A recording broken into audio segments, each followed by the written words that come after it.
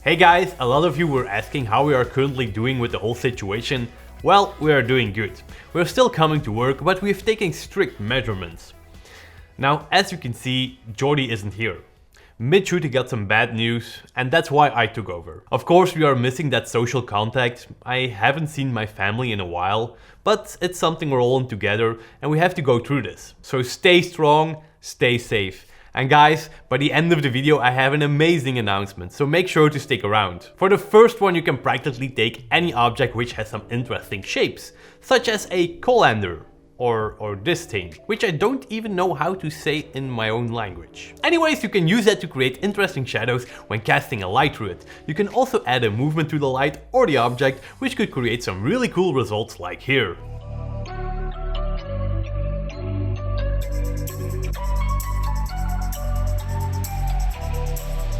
Household hack number 2. Since we have plenty of toilet paper at home now, you probably have a couple of these. Well, hold it in between your body and your lens. Taking such a distance with your lens makes it function as a macro. You can also buy an extension tube just like this one, which allows you to actually mount your lens on.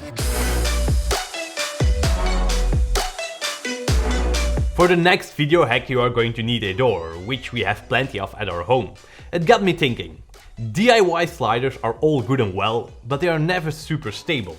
Well, a door is! So find a way to tape or clamp your camera to a door, turning it into a very stable slider.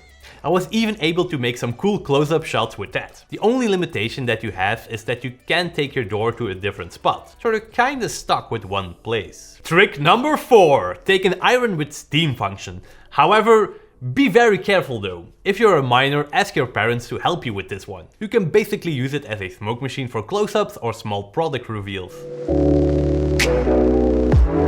The next one is the chair dolly, which you might know already, but here it is anyways. Place your camera on an office chair and simply push it around to create dynamic shots. If you're stuck with your brother or sister at home, you can always ask them to push you around so you have some more control over the camera framing.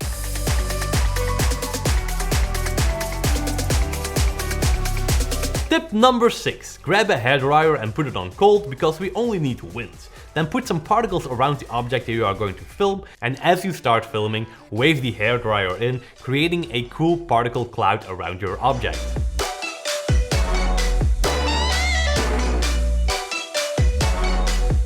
And that brings us to the last one. You're going to need a bed and fumble up the blanket to create a soft landing spot. Because, that's right, we're gonna drop our camera onto it. So be careful. Now for this trick you're gonna have to shoot in slow motion. Just hold something cool in front of the lens and let it drop together with your camera. Now playing it back in slow motion gives you that very cool floating effect. Okay guys, if you have any other ideas what you can do with household tools, let me know in the comments below. Now a while back Jordy told you guys that he was going to South by Southwest with MSI. Long story short, it got cancelled of course. And MSI is now hosting their entire event online. Jordy will be giving a presentation and feedback on your work, live on the MSI YouTube channel.